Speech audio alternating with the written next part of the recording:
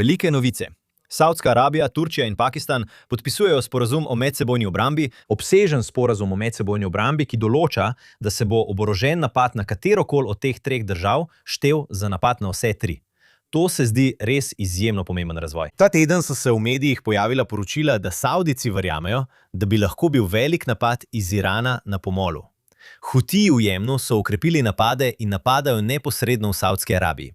To je skupina, ki deluje za Iran. Saudska Arabija se zanimivo obrača proti Turčiji, Ki je članica NATO, ima zelo močno vojsko, prav tako Pakistan, ki je edina jedrska država v regiji, pa sta se dogovorila o paktu.